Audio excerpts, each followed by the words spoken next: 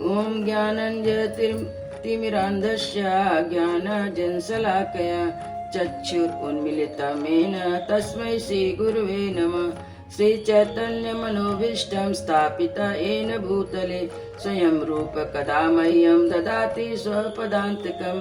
मैं घोर अज्ञान के अंधकार में उत्पन्न हुआ था और मेरे गुरु ने अपनी ज्ञान रूपी प्रकाश से मेरी आंखें खोल दी।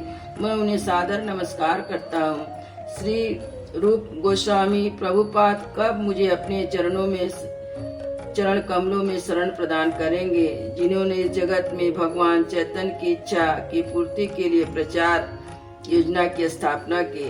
वंदे हम श्री गुरु श्री युक्त पद कमलम श्री गुरुन् वैष्णवं च श्री रूपम साग्र जातम सगणा रघुनाथम वितम तम सजीवम साद्वैतम सावधूतम परिजन सहितम कृष्ण चैतन्य देवम श्री राधा कृष्ण पादान सगणा ललिता श्री विशाखान्वितांश्च। मैं अपने गुरु के चरण कमलों को तथा समस्त वैष्णव के चरणों में नमस्कार करता हूँ। मैं श्री लाल स्वरूप गोस्वामी, उनके अग्र सनातन गोस्वामी एवं साथ ही रघुनाथ भट्ट, गोपाल भट्ट एवं शील जीव गोस्वामी के चरण कमलों को सादर नमस्कार करता हूँ। मैं भगवान श्री चैतन्य तथा भगवान नित्यानंद के साथ अद्वैत आचार्य गदाधर श्रीवास अन्य पार्षदों को सादर प्रणाम करता हूँ। मैं श्रीमती राधा रानी तथा श्री कृष्ण को ललिता श्री विशाखा सखियों सहित सादर नमस्कार करता हूँ। हे कृष्ण करुणा सिंधे दीन बंधु जगतपते गोपेश गोपिका कांता राधा कांता नमस्तुते। हे कृष्ण आप दुखियों के सखा और सृष्टि के उद्गम है। आप गोपियों के स्वामी राधा रानी के प्रेमी हैं। मैं आपको सादर प्रणाम करता हूँ। तप्त कांचन गौरांगी राधे वृंदावनेश्वरी विश्वानुसुते देवी प्रणमामि हरि प्रिय। मैं उन राधा रानी को प्रणाम करता हूँ जिनकी शारीरिक कांति पिघले सोने के सदृश है, जो वृंदावन की महारानी है। आप राजा विश्वानु की पुत्री हैं। भगवान श्री कृष्ण को अत्यंत प्रिय हैं। वाछन कल्पतरुभ्यश्च कृपा सिंधुभ्यश्च एव च पतितानां पावनेभ्यो वैष्णवेभ्यो नमो नमः। मैं भगवान के समस्त वैष्णव भक्तों को सादर नमस्कार करता हूँ।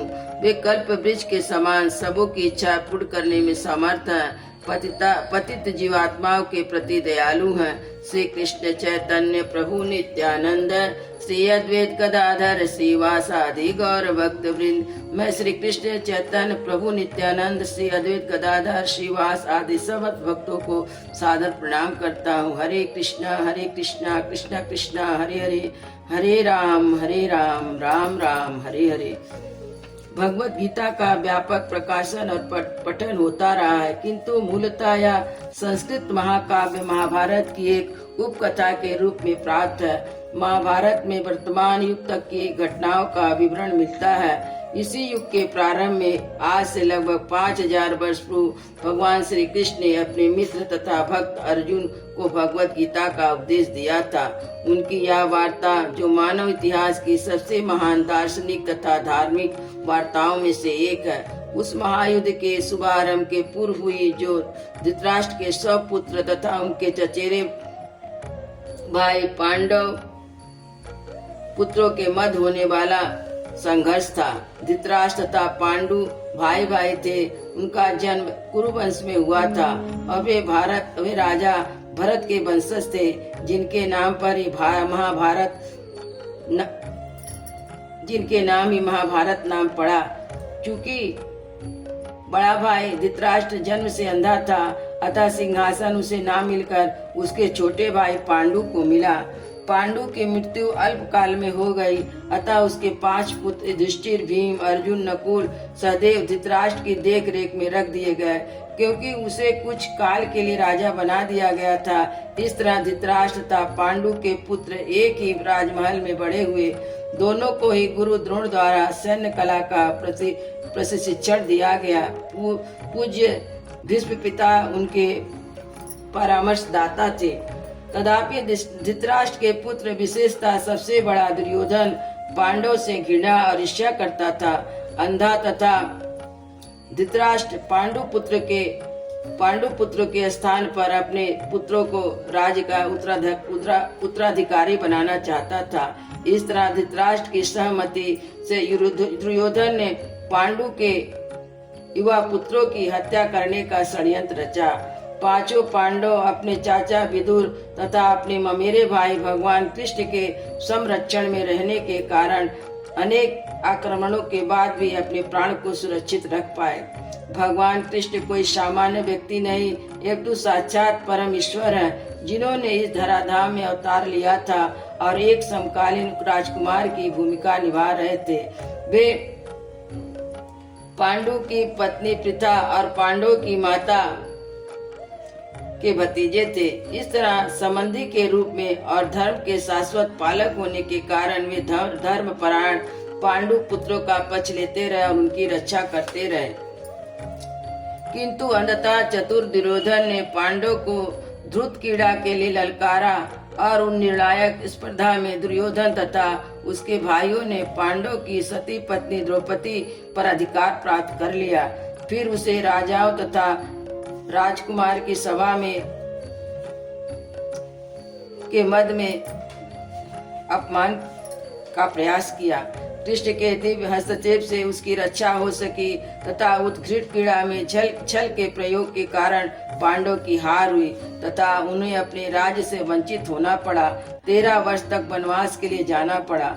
वनवास से लौटकर पांडव ने धर्म सम्मत विधि से दुर्योधन से अपना राज मांगा, किंतु उसने देने से इनकार कर दिया। क्षत्रियों के शास्त्रोन्मोदित कर्तव्य को पूर्ण करने के लिए पांचों पांडवों ने अंत में अपना पूरा राज न मांगकर केवल 5 गांव ही मांग रखी, किंतु दुर्योधन सुई की नोक भर की भूमि देने के लिए सहमत नहीं हुआ। अभी तक तो पांडव सहनशील बने रहे, लेकिन जब उनके लिए युद्ध करना अवश्यंभावी हो गया। विश्व भर के राजकुमारों में से कुछ धृतराष्ट्र के पुत्रों के पक्ष में थे और कुछ पांडव के पक्ष में थे। उस समय कृष्ण स्वयं पांडु पुत्रों के संदेशवाहक बनकर शांति का संदेश लेकर धृतराष्ट्र की राजसभा में गए। जब उनकी याचना अस्वीकृत हो गई तब युद्ध निश्चित था। अत्यंत सचरित पांडव ने कृष्ण को पूर्ण पुरुषोत्तम भगवान के रूप में पहचान लिया था, किंतु धृतराष्ट्र के दुष्ट पुत्रों ने उन्हें नहीं पहचान पाए थे। फिर भी कृष्ण ने विपक्षियों की इच्छा अनुसार युद्ध में सम्मिलित होने का प्रस्ताव रखा। ईश्वर के रूप में वे युद्ध करना नहीं चाहते थे, किंतु जो भी उनकी सेना का उपयोग करना चाहे वह कर सकता था। प्रतिबंध यह था कि एक ओर कृष्ण की संपूर्ण सेना होगी और दूसरी ओर स्वयं कृष्ण एक परामर्शदाता तथा सहायक के रूप में उपस्थित रहेंगे। राजनीतिक में कुशल दुर्योधन ने आतुरता से कृष्ण की सेना झपट ली, जबकि पांडव ने कृष्ण को उतनी आतुरता से ग्रहण किया। इस प्रकार कृष्ण अर्जुन के सारथी बने और उन्हें सुप्रसिद्ध धनुधर का रथ हाँकना स्वीकार किया। इस तरह हम उस बिंदु तक पहुंच जाते हैं जहां से भगवत गीता का शुभारंभ होता है। दोनों ओर सेना युद्ध के लिए तैयार खड़ी है और धृतराष्ट्र अपने सचिव संजय से पूछ रहा है कि उन सेनाओं ने क्या किया। धृतराष्ट्रवाचा धर्म क्षेत्रे कुरुक्षेत्रे धर्म क्षेत्रे कुरुक्षेत्रे संवेतायुत्सवा मामका पांडवश्चैव किम अकुर्वत्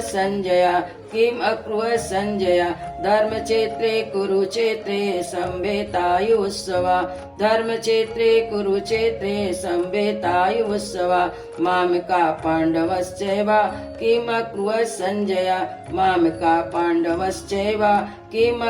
संजय धर्म क्षेत्रे कुरुक्षेत्रे संवेतायुत्सवा मामका पांडवश्चैव किम अकुर्वत् संजय।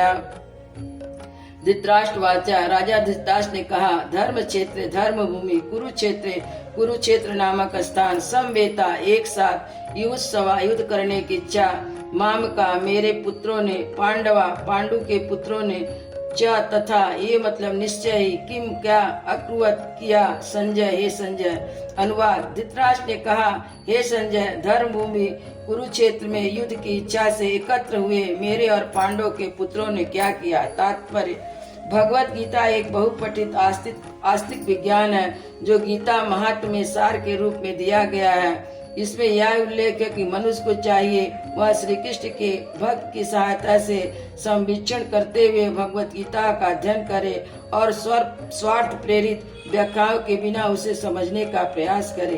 अर्जुन ने जिस प्रकार से साक्षात भगवान कृष्ण से गीता सुनी और उसका उपदेश ग्रहण किया, इस प्रकार की स्पष्ट अनुभूति का उदाहरण भागवत गीता में है। या यदि उस गुरु परंपरा से निजी स्वार्थ से प्रेरित हुए बिना किसी को भगवत गीता समझने का सौभाग्य प्राप्त हो तो समस्त वैदिक ज्ञान तथा विश्व के समस्त शास्त्रों के अध्ययन को पीछे छोड़ देता है।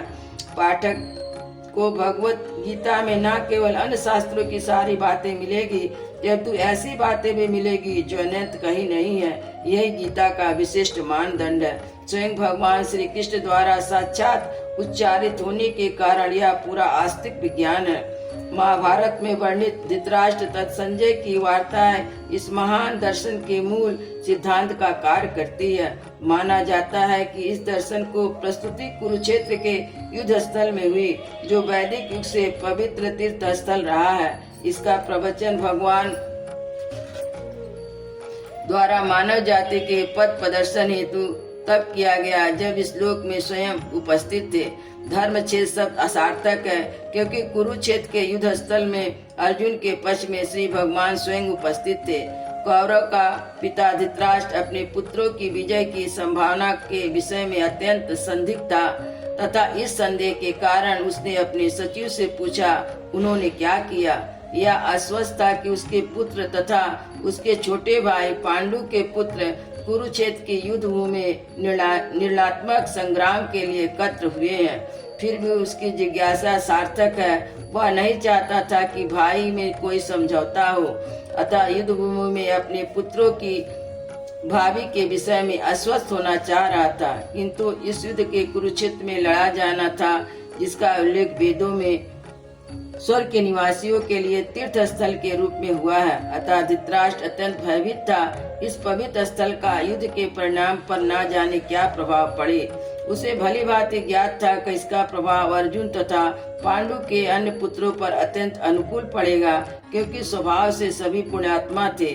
संजय श्री व्यास का शिष्य था, अतः उनकी कृपा से संजय धृतराष्ट्र के कक्ष में बैठे बैठे कुरुक्षेत्र के युद्ध स्थल का दर्शन कर सकता था। इसलिए धृतराष्ट्र ने उसे युद्ध स्थल की स्थिति के विषय में पूछा। पांडव तथा धृतराष्ट्र के पुत्र दोनों ही एक वंश से संबंधित थे, किंतु यहाँ पर धृतराष्ट्र के वाक से उसके मनोभाव प्रकट होते हैं। उन्होंने जानबूझकर अपने पुत्रों को कुरु कहा और पांडु पुत्रों को वंश के उत्तराधिकार से विलग कर दिया। इस तरह पांडु के पुत्रों अर्थात अपने भतीजों के साथ धृतराष्ट्र की विशिष्ट मनस्थिति समझी जा सकती है।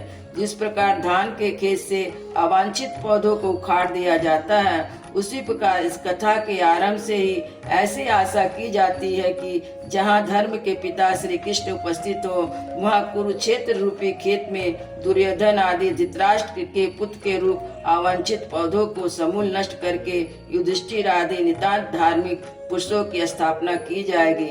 यहाँ धर्म क्षेत्र तथा कुरुक्षेत्र शब्दों में उनकी ऐतिहासिक तथा वैदिक महत्ता से अतिरिक्त यही सार्थकता है। हरि कृष्ण।